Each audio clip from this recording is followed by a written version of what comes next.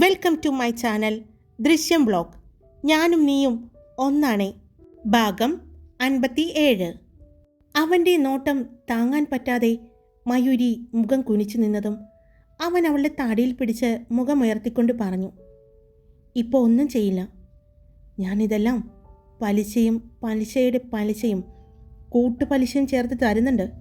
ഇപ്പോഴല്ല, അതുവരെ എൻ്റെ അടുത്ത് നിന്ന് നീ രക്ഷപ്പെട്ടോ എന്ന് പറഞ്ഞുകൊണ്ട് സൂര്യൻ അവളെ അരയിലൂടെ ചേർത്ത് അവനിലേക്ക് പിടിച്ചുകൊണ്ട് അവളെ നെറ്റിയിൽ ഒന്ന് അമർത്തി ചുംബിച്ചു. അവർ പുറത്തേക്ക് ഇറങ്ങിയപ്പോൾ കണ്ടു അവരുടെ ഡോറിൻ്റെ അടുത്ത് നിന്ന് കുറച്ച് മാറി തന്നെ നോക്കി നിൽക്കുന്ന മീനാക്ഷി ചേച്ചിയെ. മക്കൾ പോയി ഭക്ഷണം കഴിക്കേ, എല്ലാവരും ഒരുമിച്ചിരുന്ന് കഴിക്കാം എന്ന് പറഞ്ഞ് നിങ്ങൾ വെയിറ്റ് ചെയ്തിരിക്കുകയാണ്, ഞാൻ കുഞ്ഞിനെ നോക്കിക്കോളാം എന്ന് പറഞ്ഞ് മീനാക്ഷി ചേച്ചി റൂമിലേക്ക് കയറിയതും സൂര്യൻ മയൂരിയെ കൊണ്ട് ഡൈനിങ് റൂമിലേക്ക് ചെന്നു. അവിടെ നല്ലൊരു സദ്യ തന്നെ ഒരുക്കിയിട്ടുണ്ടായിരുന്നു. കുറേ നാളുകൾക്ക് ശേഷം സൂര്യൻ്റെ അടുത്തിരുന്നു കൊണ്ട് മയൂരി ഭക്ഷണം കഴിച്ചു. ഭക്ഷണം കഴിക്കുന്നതിൻ്റെ ഇടയിൽ തന്നെ വിശേഷങ്ങളെല്ലാം പരസ്പരം പറയുന്നുണ്ട്. മുത്തശ്ശിക്ക് ഒരുപാട് സന്തോഷം തോന്നി. അപ്പോഴാണ് അച്ഛൻ്റെ ഫോണിൽ കോള് വരുന്നത്. എടുത്തു നോക്കിയപ്പോൾ അമ്മയായിരുന്നു. അച്ഛൻ ഫോൺ എടുത്ത് സ്പീക്കറിലിട്ടു. നിങ്ങൾ അനന്തനെ വിളിച്ചായിരുന്നോ? അവനെ വിളിച്ചിട്ട് കിട്ടുന്നില്ലല്ലോ. അമ്മയും കൊണ്ട് കാശി രാമേശ്വരം എന്ന് പറഞ്ഞു പോയതല്ലേ? ഈ അമ്മ അവനെ വല്ല സ്വാമിയും ആക്കോ? എനിക്ക് പേടി തോന്നുന്നുണ്ട്. കല്യാണം കഴിഞ്ഞ് ഒരു പെണ്ണിവിടെ ഉള്ളതാ, എന്നിട്ടും അവനെ അമ്മ വഴിപാട് ഭജന അത് ഇത് എന്നൊക്കെ പറഞ്ഞ് കൊണ്ടുപോകുന്നു. എനിക്ക് നല്ല പേടിയാവുന്നുണ്ടേ. ഇനി കാശി രാമേശ്വരം യാത്ര കഴിഞ്ഞ് വരുമ്പോൾ അനന്തനെങ്ങാനും സന്യാസിയായിട്ട് വരുമോ? അമ്മയുടെ സംസാരം ഫോണിലൂടെ കേട്ടതും കഴിച്ചുകൊണ്ടിരുന്ന ഭക്ഷണം അനന്തൻ്റെ നെറുകയിൽ കയറി. അവൻ ചുമച്ചു. അത് കണ്ടതും അവിടെയുണ്ടായിരുന്ന എല്ലാവരും വായ പൊത്തിപ്പിടിച്ച് ചിരിക്കാൻ തുടങ്ങി. ഭവ്യ വേഗം എഴുന്നേറ്റ് അവൻ്റെ തലയിൽ പതിയെ കൊട്ടി വെള്ളമെടുത്തു കൊടുത്തു. ഈ അമ്മയ്ക്ക് ഈ വയ്യാത്ത സമയത്ത് അങ്ങോട്ട് പോകേണ്ട കാര്യമൊന്നും ഉണ്ടായിരുന്നില്ല. ഞാൻ പറഞ്ഞതാ, ഇതിനിപ്പോൾ അമ്മയും കൊച്ചുമോനും കൂടി കാശി രാമേശ്വരം എന്ന് പറഞ്ഞു പോയി. ഇനി എന്നാണോ വരുന്നത്? ചെക്കനാണെങ്കിൽ ജോലിയിൽ നിന്നും ലീവ് എടുത്തിരിക്കുകയാണ്. പിന്നെ സൂര്യന് നിങ്ങളും കൂടി എന്തോ ബിസിനസ് ഉണ്ടെന്ന് പറഞ്ഞ് ഊട്ടിയിലേക്ക് പോയതല്ലേ? എല്ലാവരും കൂടി എന്തൊക്കെയൊരു ചുറ്റിക്കളിയുണ്ടെന്ന് എനിക്ക് തോന്നുന്നുണ്ട്. കുഴപ്പമില്ല, ഞാൻ കണ്ടുപിടിച്ചോളാം. നീ ഇത് എന്തൊക്കെയാ പറയുന്നേ? അച്ഛൻ അമ്മയോട് ചോദിക്കുന്നുണ്ട്. അതൊക്കെ ഞാൻ പറയാം, നിങ്ങളെന്നാ വരുന്നേ? അത് പിന്നെ ഞാൻ. അച്ഛൻ സൂര്യനെ നോക്കി. എന്താ പറയേണ്ടത് എന്ന് പുരികം പൊക്കി ചോദിച്ചതും സൂര്യൻ 2 കൈകൊണ്ടും നിവർത്തി കാണിച്ചു. അത് കണ്ട് അച്ഛൻ, സൂര്യൻ 5 ദിവസം കഴിയുമ്പോൾ വരും. ഞാൻ കുറച്ച് ദിവസം കൂടി നിൽക്കേണ്ടി വരും ഇവിടെ. ചിലപ്പോൾ ഒരു 10-15 ദിവസം കഴിയും ഞാൻ വരാൻ. അച്ഛൻ പറയുന്നത് കേട്ടതും സൂര്യൻ അച്ഛനെ ഒന്ന് കോർപ്പിച്ച് നോക്കി. എന്നാൽ നിങ്ങൾ അവിടെ തന്നെ കിടന്നോ, ഇങ്ങോട്ട് വരണ്ട. വയസ്സാം കാലത്ത് ഈ തണുപ്പത്ത് ഊട്ടിയിലേക്ക് പോകാൻ നിങ്ങൾക്ക് വട്ടാണോ? പ്രായമൊക്കെ നോക്കണ്ടേ? ഇതൊക്കെ ബിസിനസ്സൊക്കെ കുട്ടികൾക്ക് വിട്ടുകൊടുക്കുക, അവർ ചെയ്യട്ടെ. ഈ പ്രായത്തിലും നിങ്ങൾ ബിസിനസ് എന്നൊക്കെ പറഞ്ഞ് ഊട്ടിയിലെ ആ ഫാക്ടറിയിലൊക്കെ കയറി ഇറങ്ങുന്നത് എനിക്ക് താല്പര്യമില്ല. എന്തെങ്കിലും വന്നാൽ എന്ത് ചെയ്യും? അമ്മയാണെങ്കിൽ അങ്ങനെ. ഈ പ്രായത്തിലും അമ്മയ്ക്ക് ഇത്രയും ദൂരം യാത്ര ചെയ്യാൻ പറ്റുമോ? പറഞ്ഞാൽ കേൾക്കണ്ടേ അമ്മയും മകനും? അമ്മ ഇങ്ങോട്ട് വരട്ടെ, ഞാൻ വെച്ചിട്ടുണ്ട്. സൂര്യൻ്റെ അമ്മ ഫോണിലൂടെ പറഞ്ഞത് കേട്ടതും മുത്തശ്ശി അച്ഛനെ ദയനീയമായി നോക്കി. ഞാൻ അനന്തനെ ഒന്ന് വിളിക്കട്ടെ, കിട്ടിയില്ലെങ്കിൽ ബാക്കി ഞാൻ പറയാം. അവൻ്റെ കാശി രാമേശ്വരം യാത്ര, അതും ഈ ചെറുപ്പത്തി, അതിന് കൂട്ടുനിൽക്കുന്ന ഒരു മുത്തശ്ശിയും ഒരച്ഛനും എന്ന് പറഞ്ഞ അമ്മ ദേഷ്യത്തിൽ ഫോൺ വെച്ചപ്പോൾ എല്ലാവർക്കും ചിരിയാണ് വന്നത്. അമ്മയുടെ ശബ്ദം ഒരുപാട് നാളുകൾക്ക് ശേഷം കേട്ട മയൂരിക്ക് ഒരുപാട് സന്തോഷം തോന്നി. അപ്പോൾ എൻ്റെ കാര്യത്തിൽ തീരുമാനമായി അല്ലേടാ മോനെ? മുത്തശ്ശി പറഞ്ഞു. മുത്തശ്ശിയുടെ കാര്യം മാത്രമോ? അപ്പോൾ എൻ്റെ കാര്യമോ?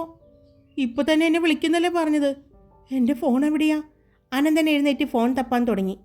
അപ്പോഴാണ് ഫോൺ മറ്റെവിടെ നിന്ന് റിങ് ചെയ്യുന്ന ശബ്ദം കേട്ടത്. ദേ വിളി വന്നു, ചെന്ന് ഫോൺ എടുക്ക്, ഇല്ലെങ്കിൽ ഇപ്പോൾ തന്നെ അവൾ എന്നെ വിളിക്കും.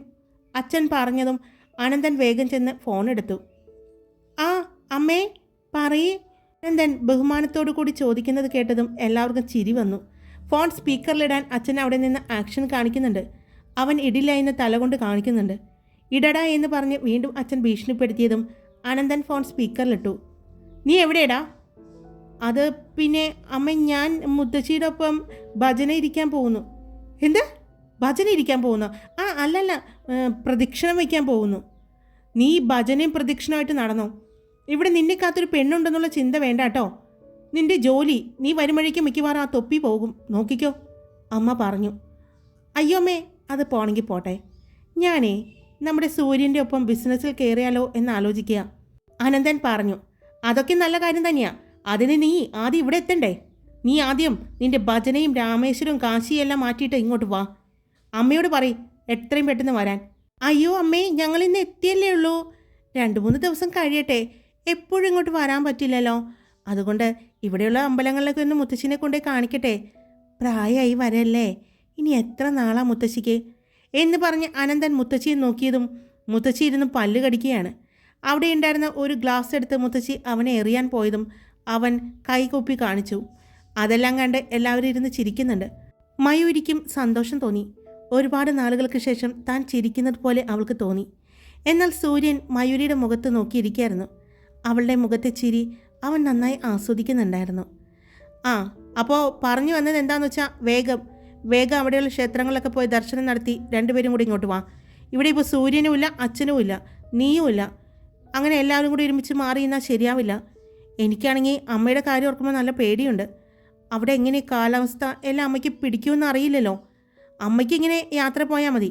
ഇങ്ങനെ സർക്കിറ്റ് നടക്കാൻ ഇഷ്ടമുള്ള ഒരു അമ്മ, അത് ഈ പ്രായം നോക്കണ്ടേ? കുഞ്ഞു പ്രായം വല്ലതും ആണോ എന്നെല്ലാം പറഞ്ഞ് ഫോണിലൂടെ അനന്തനെ അമ്മ വഴക്ക് പറയുന്നുണ്ട്. അമ്മേ, ഇതെല്ലാം അമ്മ എന്നോട് എന്തിനാ പറയുന്നേ?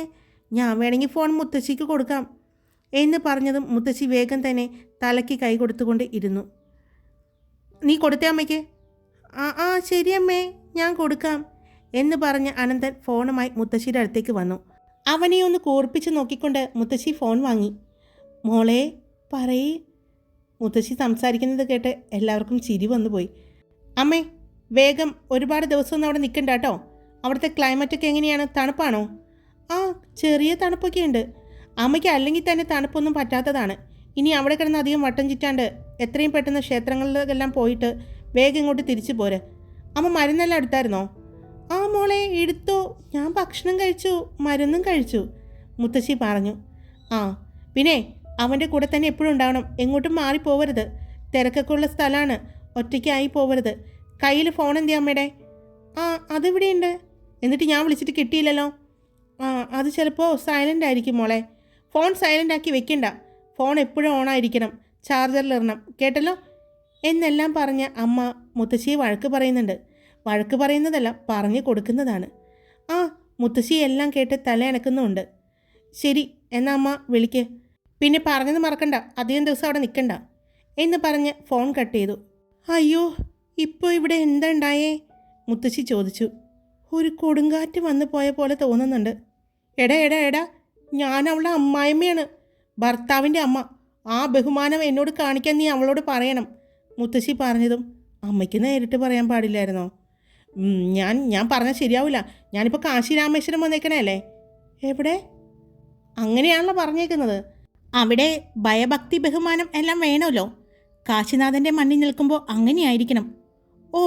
അങ്ങനെ. അല്ലാതെ എൻ്റെ ഭാര്യയെ പേടിച്ചിട്ടല്ല. ഞാൻ എന്തിനാ നിൻ്റെ ഭാര്യയെ പേടിക്കണം? അവൾ പേടിക്കേണ്ടത് എന്നെയല്ലേ, മുത്തശ്ശി പറഞ്ഞു. അവരുടെ തർക്കം കണ്ടുകൊണ്ടിരിക്കാൻ നല്ല രസമായിരുന്നു. എല്ലാവരും ഭക്ഷണം കഴിച്ച് അവിടെ നിന്നും എഴുന്നേറ്റു. മയൂരിയുടെ മനസ്സിൽ അപ്പോഴും ഒരുപാട് സംശയങ്ങളുണ്ടായിരുന്നു. അവളത് മുറിയിലേക്ക് വന്നപ്പോൾ ഭവ്യയോട് ചോദിച്ചു. ഉണ്ടായ കാര്യങ്ങളെല്ലാം അവൾ പറഞ്ഞു. അവളും അനന്തേട്ടനും വിവാഹം കഴിച്ചതു മുതൽ അവർ ഒരുമിച്ച് താമസിച്ചതും എല്ലാം, പിന്നെ സൂര്യനും അനന്തേട്ടനും കൂടി ഋഷികേശിനെ വീണ്ടും ജയിലിലേക്ക് അയച്ചതും, അങ്ങനെ എല്ലാ കാര്യങ്ങളും പറഞ്ഞു. എല്ലാം കേട്ടപ്പോൾ മയൂരിക്ക് സന്തോഷം തോന്നിയെങ്കിലും ആ വീട്ടിൽ വംശിയുള്ളത് അവളെ വല്ലാതെ അസ്വസ്ഥമാക്കിയിരുന്നു. പിന്നെ അനന്തേട്ടൻ്റെയും ഭവ്യയുടെയും വിവാഹം കഴിഞ്ഞു എന്നറിഞ്ഞപ്പോൾ അവൾക്ക് ഒരുപാട് സന്തോഷം തോന്നി. പിന്നെ ഇപ്പോൾ കുഞ്ഞുമാമ ഉണ്ടാകാൻ പോകുന്നതും കൂടിയായപ്പോൾ അവളുടെ സന്തോഷം ഇരട്ടിയായി. അവൾ തിരിച്ച് നാട്ടിലേക്ക് പോകണം എന്നുള്ള കാര്യം പറഞ്ഞു. എന്നാൽ അത് കേട്ടപ്പോൾ മയൂരിക്ക് എന്ത് പറയണം എന്ന് അറിയില്ലായിരുന്നു. എന്തായാലും സൂര്യേട്ടൻ നിന്നോട് സംസാരിക്കും. നിന്റെ മനസ്സിൽ എന്താണ് തോന്നുന്നത് എന്ന് വെച്ചാൽ അത് നീ അനുസരിക്കണം. പക്ഷേ ഒരു കാര്യം നീ മറക്കരുത്. ഈ കുഞ്ഞിപ്പെണ്ണിന് അവളുടെ അച്ഛൻ വീട്ടുകാരെ, നിന്റെ അച്ഛൻ, അമ്മ, അങ്ങനെ എല്ലാവരുടെയും സാമീപ്യം, സ്നേഹം എല്ലാം നീ നിഷേധിച്ചത്. നിന്നെ ഞാൻ കുറ്റം പറയില്ല. കാരണം അവളുടെ ഭീഷണിയിൽ ഞാനും പേടിച്ചിട്ടുണ്ട്. ഇപ്പോൾ പക്ഷേ എനിക്ക് കുറച്ച് ധൈര്യമൊക്കെ ഉണ്ട്. അത് ചിലപ്പോൾ ഈ താലിയാവും. പക്ഷേ ഈ താലിയേക്കാൾ ധൈര്യം വേണ്ടത് നിന്റെ താലിക്കാണ്. ഇനിയും നമ്മൾ പേടിച്ച് മാറിയിരുന്നിട്ട് കാര്യമില്ല. ധൈര്യത്തോടെ ഇറങ്ങണം. എന്നാൽ മാത്രമേ നമ്മുടെ ജീവിതം നമുക്ക് സന്തോഷത്തോടെ ജീവിക്കാൻ പറ്റൂ. നിന്റെ 1 വർഷത്തോളം കാലം ആ പേടിയിൽ ഇല്ലാതായി. ഇനി അത് വേണ്ട. നമുക്ക് ജീവിക്കണ്ടേ സന്തോഷമായിട്ട്? അവളുടെ ഭീഷണിയെ പേടിച്ച് നമ്മളെന്തിനു ജീവിക്കാതിരിക്കണം? നമ്മൾ പൊരുതണം നമ്മുടെ കുടുംബത്തിനു വേണ്ടി. ഏതൊരു പെണ്ണും അവളുടെ കുടുംബത്തെ വേദനിച്ചാൽ പൊരുതി ജയിക്കില്ലേ? അത് തിരിച്ചറിയാൻ നമ്മൾ രണ്ടുപേരും വൈകി. അതുകൊണ്ട് ഇനി സമയം കാത്തിരിക്കേണ്ട. എത്രയും പെട്ടെന്ന് നമുക്ക് ഈ പ്രശ്നങ്ങളിൽ നിന്നെല്ലാം മോചനം വേണം. എന്തായാലും ഞാനൊരു കാര്യം തീരുമാനിച്ചിരുന്നു. എൻ്റെ കുഞ്ഞ് പുറത്തു വരുമ്പോഴേക്കും ഞാൻ വരും, ഗോകുലം തറവാട്ടിലെ മരുമകളായിട്ട്. ഉറപ്പ്. എനിക്ക് ജീവിക്കണം എൻ്റെ ഭർത്താവിൻ്റെയും കുഞ്ഞിൻ്റെയും കൂടെ. അതുപോലെ തന്നെ നീയും ജീവിക്കണം, കുഞ്ഞിൻ്റെയും ഭർത്താവിൻ്റെയും അവരുടെ വീട്ടുകാരുടെയും ഒപ്പം തന്നെ. ഒരു കാര്യത്തിൽ നമ്മൾ ഭാഗ്യവതികളാണ്. കാരണം എന്തിനും ഏതിനും നിൽക്കുന്ന, നമ്മുടെ കൂടെ നിൽക്കുന്ന ഭർത്താക്കന്മാരെ നമുക്ക് കിട്ടിയില്ലേ? അപ്പോൾ അവർക്ക് കൂട്ടായി, അവർക്ക് സപ്പോർട്ട് ചെയ്ത് നമ്മൾ ഉണ്ടാകണം. അതാണ് നമ്മൾ അവർക്ക് കൊടുക്കുന്ന ഒരു ധൈര്യം. ആ ധൈര്യമുണ്ടെങ്കിൽ നമ്മുടെ ഭർത്താക്കന്മാർ ജയിക്കും. ഏത് ഋഷികേശിനെ ആയിക്കോട്ടെ, വംശിയെ ആയിക്കോട്ടെ, ആരെ വേണമെങ്കിലും തോൽപ്പിക്കാൻ നമ്മുടെ ഭർത്താക്കന്മാർക്ക് പറ്റും, ഭവ്യ പറഞ്ഞു. അപ്പോഴാണ് വാതിക്കൽ നിൽക്കുന്ന സൂര്യനെയും അനന്തനെയും കാണുന്നത്. അല്ല, ആരെ ഈ പറയുന്നത്? ഇപ്പോഴും വംശി എന്ന് പറഞ്ഞാൽ മുട്ടിടിക്കുന്നത് കാണാം.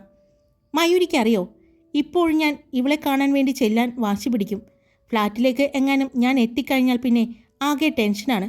വംശി കണ്ടിട്ടുണ്ടാവോ, വംശിയുടെ ആളുകൾ കണ്ടിട്ടുണ്ടാവോ എന്നെല്ലാം ആദി കൊണ്ട് അന്നത്തെ ദിവസം ഇവൾ ഉറങ്ങില്ല. എന്നിട്ടാണ് ഈ ഉപദേശം മുഴുവനും നടത്തുന്നത്. കൊള്ളാം, അനന്തൻ പറഞ്ഞു. ഭവ്യ, ഉപദേശിക്കാൻ നല്ല എളുപ്പമാണ്. പക്ഷേ അത് നമ്മുടെ ജീവിതത്തിൽ വരുമ്പോൾ നമുക്കറിയാം അതിൻ്റെ ബുദ്ധിമുട്ട്. എനിക്കറിയാം നീയും അനുഭവിച്ചിട്ടുണ്ടെന്ന്. പക്ഷേ ഞാൻ ശരിക്കും പേടിച്ചു പോയിരുന്നു. എൻ്റെ കൺമുന്നിലാണ് സൂര്യേട്ടൻ്റെ കാറ് പോയിക്കൊണ്ടിരുന്നത്. പക്ഷേ സൂര്യേട്ടൻ്റെ കാറിൻ്റെ പുറകിൽ തന്നെ മറ്റൊരു വണ്ടി. അതൊന്നും എനിക്ക് ഇപ്പോഴും ഓർക്കുമ്പോൾ ഒരു വിറയലാണ്. അതിൻ്റെ 2 ദിവസം മുമ്പ് സൂര്യേട്ടൻ്റെ വണ്ടിക്ക് ആക്സിഡൻറ്റ് സംഭവിച്ചിരിക്കുന്നു. എല്ലാം കൂടി കൂട്ടി വായിച്ചപ്പോൾ എനിക്ക് പിന്നെ ഒന്നും ചെയ്യാൻ തോന്നിയില്ല. അവിടെ നിന്നും അവളുടെ ആവശ്യം അംഗീകരിക്കുക മാത്രമായിരുന്നു എനിക്കപ്പോൾ തോന്നിയത്. അതുകൊണ്ടാണ് ഞാൻ ഇങ്ങനൊരു ഒളിച്ചോട്ടം നടത്തിയത്. പക്ഷേ എനിക്കിപ്പോൾ ദൈവത്തിൽ ഒരുപാട് വിശ്വാസം തോന്നുന്നു. എൻ്റെ കൂടെ തന്നെ ഞാൻ പോലും അറിയാതെ എൻ്റെ സൂര്യേട്ടനുണ്ടായിരുന്നല്ലോ.